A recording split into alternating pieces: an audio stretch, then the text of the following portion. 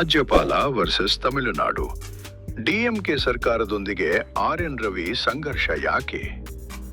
ತಮಿಳುನಾಡಿನ ರಾಜಕೀಯದಲ್ಲಿ ಮತ್ತೊಮ್ಮೆ ರಾಜ್ಯಪಾಲ ಹಾಗೂ ರಾಜ್ಯ ಸರ್ಕಾರದ ನಡುವಿನ ಸಂಘರ್ಷ ತೀವ್ರ ಸ್ವರೂಪ ಪಡೆದಿದೆ. ತಮಿಳುನಾಡು ರಾಜ್ಯಪಾಲರಾದ ಆರ್.ಎನ್. ರವಿ ರಾಜ್ಯ ಸರ್ಕಾರ ಸಿದ್ಧಪಡಿಸಿದ್ದ ನೀತಿ ಭಾಷಣವನ್ನು ಓದಲು ನಿರಾಕರಿಸಿ ವಿಧಾನಸಭೆಯಿಂದ ಹೊರನಡೆದಿರುವುದು ಭಾರೀ ಚರ್ಚೆಗೆ ಕಾರಣವಾಗಿದೆ. ಇದು ಸತತ 3ನೇ ವರ್ಷ ರಾಜ್ಯಪಾಲರು ಸರ್ಕಾರದ ಭಾಷಣವನ್ನು ಓದಲು ನಿರಾಕರಿಸಿರುವ ಘಟನೆ. ಈ ನಡೆಯನ್ನು ಮುಖ್ಯಮಂತ್ರಿ ಎಂ.ಕೆ. ಸ್ಟಾಲಿನ್ ತೀವ್ರವಾಗಿ ಖಂಡಿಸಿದ್ದು, ರಾಜ್ಯಪಾಲರು ಸಂವಿಧಾನಾತ್ಮಕ ಸಂಪ್ರದಾಯಗಳನ್ನು ಉಲ್ಲಂಘಿಸಿದ್ದಾರೆ ಎಂದು ಆರೋಪಿಸಿದ್ದಾರೆ. ನೀತಿ ಭಾಷಣ ವಿವಾದ ಏಕೆ?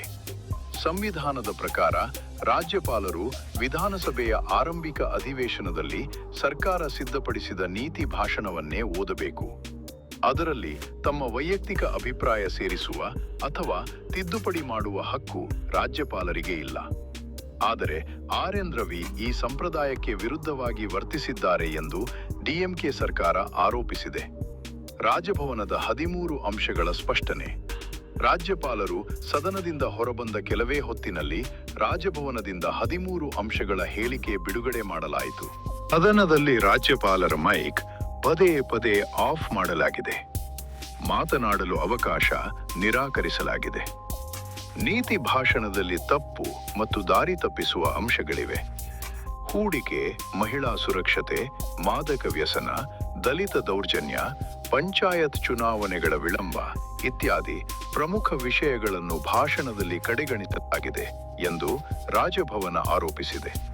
ಹಳೆಯ ವಿವಾದಗಳ ಹಿನ್ನೆಲೆ ರಾಜ್ಯಪಾಲ ಆರ್.ಎನ್. ರವಿ ಮತ್ತು ಡಿಎಂಕೆ ಸರ್ಕಾರದ ನಡುವಿನ ಸಂಘರ್ಷ ಇದು ಹೊಸದಲ್ಲ.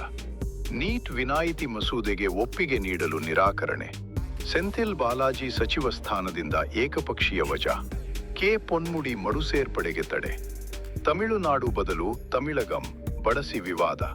ಪೆಟ್ರೋಲ್ ಬಾಂಬ್ ದಾಳಿ ಪ್ರಕರಣದಲ್ಲಿ ರಾಜಭವನ ಎನ್ಐಎ ಭಿನ್ನ ನಿಲುವು. ಈ ಎಲ್ಲಾ ಘಟನೆಗಳು ರಾಜ್ಯಪಾಲ ಮತ್ತು ರಾಜ್ಯ ಸರ್ಕಾರದ ನಡುವಿನ ಬಿರುಕು ದಿನೇ ದಿನೇ ಹೆಚ್ಚುತ್ತಿರುವುದನ್ನು ಸ್ಪಷ್ಟಪಡಿಸುತ್ತವೆ. ಸಂವಿಧಾನಾತ್ಮಕ ಪ್ರಶ್ನೆಗಳು ಈ ಸಂಘರ್ಷ ಕೇವಲ ರಾಜಕೀಯವಲ್ಲ. ಇದು ಸಂವಿಧಾನಾತ್ಮಕ ಅಧಿಕಾರಗಳ ಮಿತಿಗಳ ಬಗ್ಗೆ ಗಂಭೀರ ಚರ್ಚೆಗೆ ದಾರಿ ಮಾಡಿಕೊಟ್ಟಿದೆ. ರಾಜ್ಯಪಾಲರು ಕೇಂದ್ರದ ಪ್ರತಿನಿಧಿಗಳೇ ಅಥವಾ ರಾಜ್ಯ ಸರ್ಕಾರದ ಸಲಹೆಯಂತೆ ಕಾರ್ಯನಿರ್ವಹಿಸಬೇಕಾದ ಸಂವಿಧಾನಾತ್ಮಕ ಮುಖ್ಯಸ್ಥರೇ? ಈ ಪ್ರಶ್ನೆಗೆ ಉತ್ತರ ಹುಡುಕುವ ಹೋರಾಟ ತಮಿಳುನಾಡಿನಲ್ಲಿ ಮುಂದುವರಿದಿದೆ.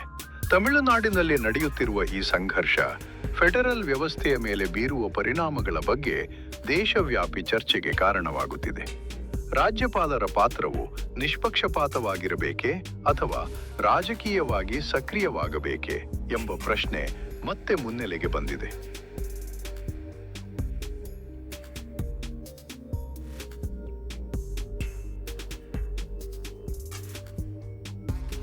ಈ ಮಾಹಿತಿ ನಿಮಗೆ ಇಷ್ಟ ಆಗಿದ್ದರೆ ಶೇರ್ ಮಾಡಿ, ಕಾಮೆಂಟ್ ಮಾಡಿ, ಲೈಕ್ ಮಾಡಿ.